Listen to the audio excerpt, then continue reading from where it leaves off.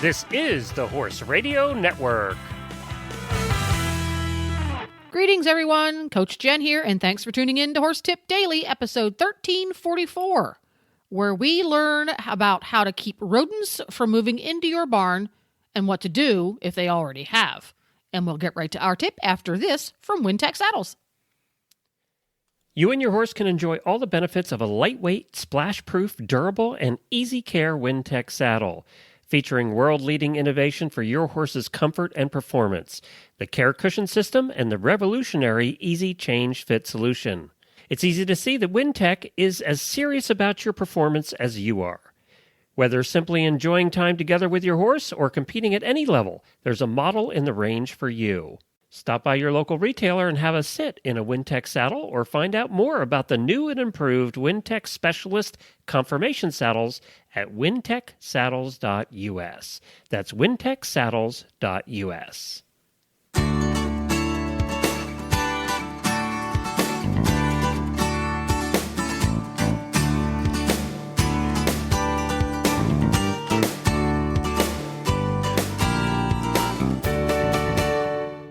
And I am so happy to invite Alayne Blickle, a lifelong equestrian and reining competitor and the director of Horses for Clean Water. You may have stopped by her website, and it's an internationally acclaimed education program for horse owners everywhere. And she's going to be here today to help us tackle rodent control for the barn. But because as the colder temperatures come closer, it seems like every critter in town wants to move in, and we need to double down our critter control efforts. So welcome to the show, Alayne. Thank you. Thank you for having me. We're going to start out with defining what a rodent is, because one guy's pest is another guy's helpful creature. So for the purposes of this conversation, what kind of critters are we talking about that need to be evicted, and why do we want to evict them? Well, generally speaking, for horse people, it's mice and rats that are the problem. And the problem is that they can damage quite a bit of property through gnawing and through creating holes or passageways into things, and through eating feed and other products, and then also by creating a mess through their droppings, their fecal droppings, as well as through spreading diseases. Different kinds of mice, like deer mice, carry diseases that can be a problem for humans. So it's just not a good idea to be cohabitating with rodents. I like that, cohabitating. So your basic rats and your basic mice. Now, yeah, and they're cuter than a bug's ear as far as I'm concerned. They're just really cute, and I always feel bad about kicking them out, but there's good reason for it. So let's start out with the first problem, which is ideally we don't want them to move in to begin with. So how can we discourage them moving in at all? Yeah, that's a perfect place to start with. So anytime you have an unwanted animal, either a wanted one or an unwanted one, the way that you control them is by controlling their habitat. So that's food, water, and shelter. So you look at what they need for and what their sources are for food, for water, and for where they want to live and breed. So with our rodents, what they're going to want is some kind of little hidey hole place that they can hide, where they can nest. They're going to want a food source, which could be the cat food or dog food that is left out all night, or it could be spilled grain, or it could just be grain set out in a paper bag, or even in a plastic, like Rubbermaid kind of container. Those would be their food source. And then the water source would be leaking water faucet or water bowl for the cat or dog. And then the nesting would be like old feed bags or old or towels or rags that you've got laying around, or your saddle blankets, the old ones that you've got piled up in the corner. Anything like that is going to create good habitat, good food, water, and breeding site or nesting site for rodents. So if we can get rid of those things and clean it up to begin with, it's going to make a big difference as far as them even coming in. The other thing you want to think about is closing up holes. So they say a mouse can get through a hole that's as small as a half an inch. So if you have holes into your tack room or a space underneath your tack door, like I was just noticing today in our tack room, anything you can do to plug those up will help limit passageway for them in the first place. And then if you can keep things cleaned up, picked up, neat and tidy, not have trash around or towels or horse blankets laying in a pile, those are the kind of things that they really like. Does that make sense? That makes perfect sense. And this is a good time we used to call it GI the tack room and the feed room. Take it all out, pile it in the aisleway, have a pizza party. And if you have adults who prefer adult beverages, maybe some adult beverages with your pizza party. And clean all the nooks and crannies. And this is something I have to do frequently at Horse Radio Network headquarters, because our feed room and tack room are all the same room, and they're just a stall. It's not enclosed in any way, shape, or form except for a stall door. So creatures from around the universe have free access to it. So I have a constant battle of keeping nature from moving into my tack room. And I made the mistake of storing away some spare tack that I don't use anymore, some saddle pads and some old halters and a couple of muzzles. And I put them in a big plastic tote, but I didn't put a lid on it. Right. Oh, yeah. Big mistake. Happy home for mice and rats, huh? Yes, they Especially moved mice. in big time, and I just threw the whole thing away because they moved in and it was kind of yucky in there because they weren't real clean. Yeah, they don't keep their house real clean. So I just took the whole thing and threw it away. So if you're going to store away things, clean them first and put them in big plastic totes. And one of my favorite things to do to keep things from getting too gnarly in there, because you know how if it's not temperature controlled and it's inside of a plastic container, things can get a little gnarly. I have discovered the joy of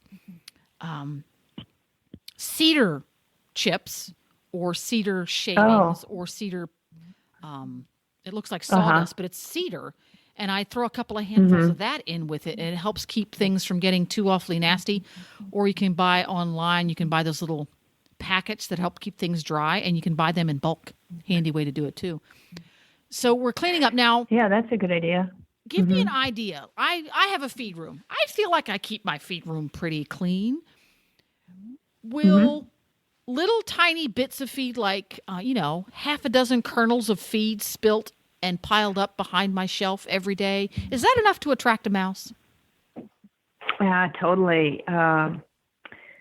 Don't have the statistics in front of me, but it's crazy how little they need to survive. But yeah, just a little bit of spilled supplements when you're measuring out their vitamins and minerals in the evening time is enough to sustain a mouse.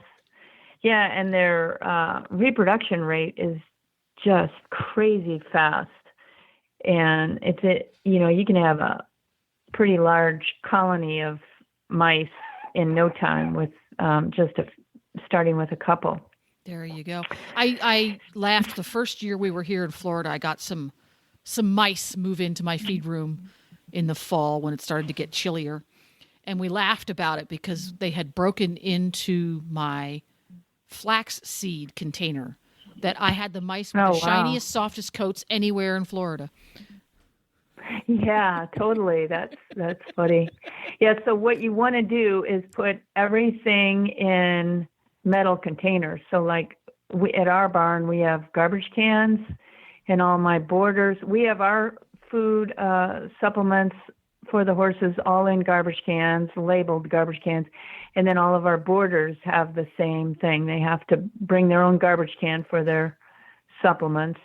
Plastic, mice and rats can still chew through plastic, so you want to try to avoid those or monitor them pretty carefully to make sure you're not getting anything chewing on it. And then when you do spill, clean it up. Also pick up dog and cat food. Yeah, right away. And pick up dog and cat food, and as well as their water bowl. Don't leave it out 24/7, otherwise it's a smorgasbord for the mice and rats. We regularly here at Horse Radio Network headquarters, there's a water bowl at the end of the aisleway that is left there frequently. Sometimes for days at a time. It's just a little water bowl. And it's for one of the local dogs that stops by and visits us. But I will often see a raccoon sipping from that. Oh, no way. In the morning. So we're helping out the local rodents. But, excuse me. Now, let's say you fell off the bandwagon and you did not clean your tack and feed area early enough in the season, and you have some unwanted creatures who are moving in. What's the next step? Right. Well, clean up. Just backtrack and go back to what we said. Clean up, get rid of all of the habitat and all the food. Okay, you've got that fixed. And then really the best thing is mouse traps. And I did an article for one of the publications I write for, and I interviewed one of the leading authorities in the country on wildlife control. And he told me to put out 100 mouse traps in my tack room and bait them all, but don't set them, but put peanut butter in them and bait them all for a couple of days, and then set them all one night, and then clean out the mice from them the next day, and then wait a little bit and do the same thing again. And he said literally like 100 mouse traps. So that's a lot of mouse traps. How interesting. So what you're doing is you're letting the creatures get used to the fact that they're there and that they can eat off them safely. And then it's like, aha, now we've got you. How successful was it? Oh, it definitely works. It definitely works. But you have to change things up because they're smarter than you'd expect, and they get used to it. And having a lot of them is a really good idea, a lot of mouse traps. And so then when you kill the mouse, what I do, just anecdotally, I think I've trained a kestrel to come and eat them off of one of my fence posts. So it's a dead mouse. I've used no poison, but it could be food for a raptor. So we have a kestrel. I put it up there, and it disappears in a day. I put it up on top of the fence post. So someone's eating it. Yeah, and I feel like at least the poor little mouse isn't going to waste. I want to say that we shouldn't be using poisons. They're really not a good idea. It's putting them into the system, and it's just so likely that something else is going to eat it and end up a victim of that poisoning. So it could be like kestrel. Every year I have one or two kestrels that die on my property, I think from somebody else using mouse or rat poison. It's really not. Or I've had dogs. Yeah. I've gone to other people's barns not knowing that they had rat poison out, and my dogs have eaten it, and then I've had a quick trip to the veterinarian as a result. And I know of a lot of other people as well. So it's just not a good idea to be putting that poison into the system. And mechanical barriers are more work for us. We end up having to see a dead mouse, and we may not be too excited about that, but it's a healthier environmental outcome than using poisons. But I have other options disagree with that. too. So any other options? Yeah. Any other ones? Yeah. Well, actually, one more trap that your listeners might want to investigate. If you go online, and I think you'd Google mousetrap, bucket mousetrap is probably what you'd Google. And it's kind of a cool thing. It's see if I can describe it. You take an old bucket or an old pail, you drill a hole in it, you put a piece of rebar with a plastic sleeve around it through that hole, and then you put peanut butter on that hole, fill up the bucket with water, and the mouse walks across the rebar and the plastic sleeve to the peanut butter, and it spins and it falls into the bucket and drowns. So basically you get to your choice. Do you want to drown the mice and rats, or do you want to trap them in a trap? Yeah, I'm curious, because I have come across many a mouse stuck inside of a feed barrel. And once they get in there, they can't get out. And I wonder, just as an experiment, if you didn't put water in the bottom and they fell down, they wouldn't be able to get back out. Yeah, and you could relocate them. Then you could just take them outside of the woods and say, there you go, dude, moving out. Wild mouse relocation program. Yes, there you go. There you go. Well, excellent solutions there, Alayne. Now, if people have other questions. There's one more. Okay. There's another really cool way to control mice and rats that works really well, and it's a lot of fun.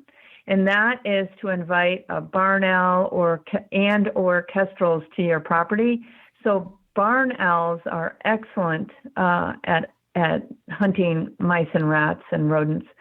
And kestrels will get large insects like a grasshopper all the way down to, or as well as a small mouse, or as well as a mouse and other small animals like that. So both of those birds adapt really well to nest boxes. So you can go to your wild bird store, or you can go online and get the plans, and you can build a kestrel box or a barn owl box. And both of those birds are all over North America. In fact, barn owls are on every continent in the world except for Antarctica. And they're excellent at rodent control. Wow, what a great idea. Yeah. So just go get the information about them for those who want to do it, and it'll tell you which direction to point them and how high up to point the box and how high up the box needs to be. And you just put it near your barn, and then they do the rest. And in fact, they work so well that in the county where I live in Idaho, the county weed and pest office will install a barn owl box on your property for $100, and then they monitor it for life, to monitor it for activity. So they find that barn owls do such a good job for farmers for rodent control that they would be glad to, subsidize the balance of the cost to get them out there. What a great idea. This is just chock-a-block full of great ideas to help keep your barn pest-free in the winter and year-round. So this has been a fascinating conversation. Where can people find out more about what you do and the information and courses that you offer? So my business is Horses for Clean Water, and I teach about horse keeping and land management that's a sustainable approach. And that would be referring to the clean water part. So I teach about ways to manage land that's not going to cause a problem for surface water or groundwater. So it's things like manure management, pasture management, wildlife enhancement, chemical use reduction, water conservation, wildfire control or preparedness for horse properties. And I have a website. It's Horses for Clean Water. We also have another business. It's Sweet Pepper Ranch, and that's our horse motel and guest ranch. And we teach a lot of classes, including classes on horse keeping. And we have cowgirl retreats and a lot of other fun stuff at our place. So you can check out both those websites, Horses for Clean Water and Sweet Pepper Ranch, and get in touch with me. And I'm glad to do consultations or answer questions. And we also have online classes as well, so lots of opportunities for folks. Perfect. I will put all of those links on the show notes page at Horse Tip Daily. And thank you again, Alayne, for stopping by the show. And that wraps it up for today. You can find links to today's guests as well as lots more tips at horsetipdaily.com. And thank you again to Wintec Saddles for sponsoring this episode. This is Coach Jen, and I will be back again soon with another tip. But until then, go ride your horse. The Horse Radio Network and the Horse Radio Network hosts are not responsible for statements made by guests on the Horse Tip Daily. Please use your own judgment when listening to the tips on this show.